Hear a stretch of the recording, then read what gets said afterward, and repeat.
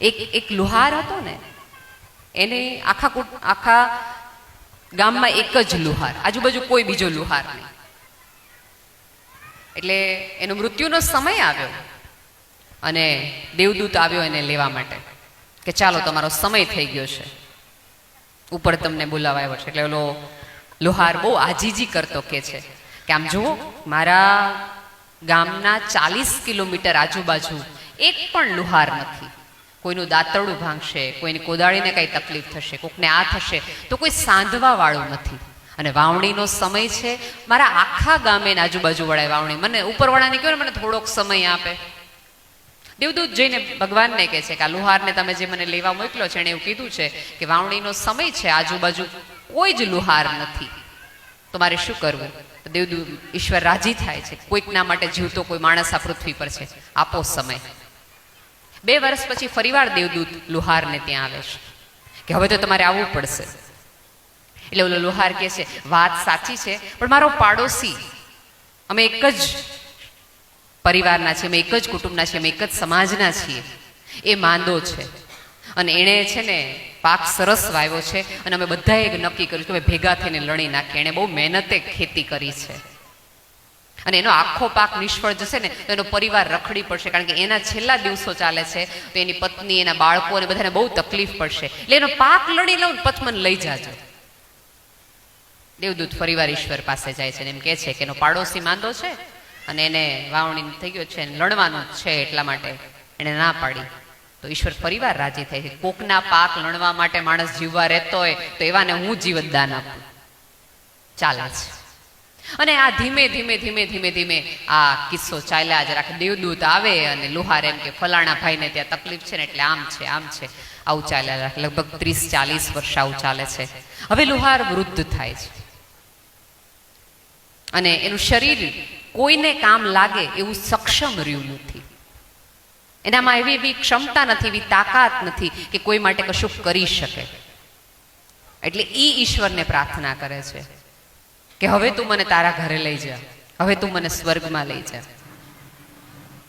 એટલે ત્યારે ભગવાને થોડો દેવદૂત કહે છે કે જવાનું જ મારે? ત્યારે ભગવાન એમ કહે છે કે ના, તું રહેવા દે, હું જઈશ આને લેવા માટે. આ પૃથ્વી પર બહુ ઓછા માણસો છે, એકાદ માણસને મારે લેવા જાવું છે. ભગવાન જાય છે અને ઓલો છોકરો તરત ઓલો લુહાર એવું કહે છે કે મને લઈ જાઓ ને તમારા ઘરે, સ્વર્ગમાં મને લઈ જાઓ. ત્યારે ભગવાન એવું કહે છે થેન્ક યુ.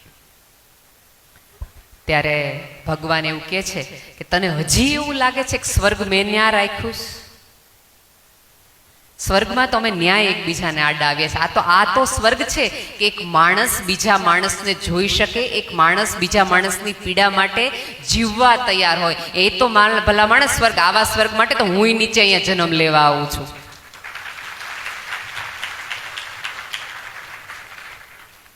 ક્યાં એવા મોટા રાજ બંગલા કોઈના નામે કરી દેવાના છે? ક્યાં આપણે આપણું બધું દઈ દેવાનું છે?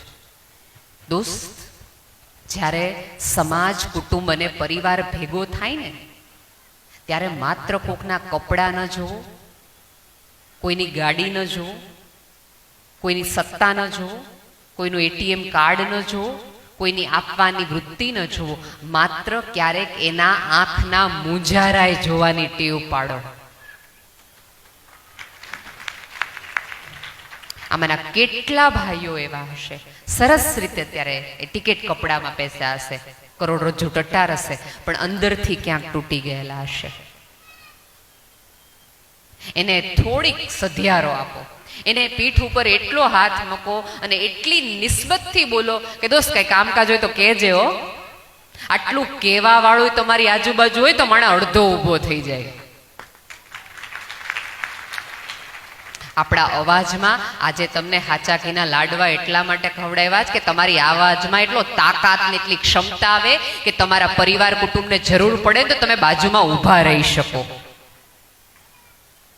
અને અહીંયા બેઠેલી બહેનોને મારે નાનું એવું જ સૂચન છે, હું દરેક સમાજ ભેગો થાય ત્યારે હું કહેતી હોઉં છું કે તમે ભેગા થાવ, મળો, ખાઓ, પીઓ, મજા કરો ચોક્કસ.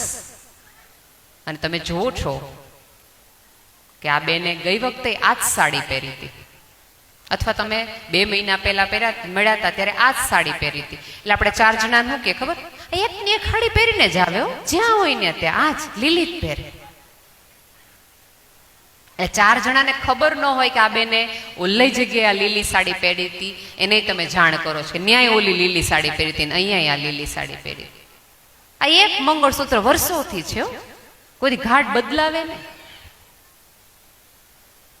આ વસ્તુ તમે તમારા આજુબાજુ વાળાને કે તમારી દેરાણી જેઠાણી કે અહીંયા બેઠેલી કોઈ પણ વ્યક્તિને ન કહો, તમારા પતિને જઈને ઘરે કહો કે ફલાણા ભાઈના વહુ છે, દર વર્ષે આની આ સાડી પહેરી. જોવો ને ક્યાંક મદદની જરૂર તો નથી ને.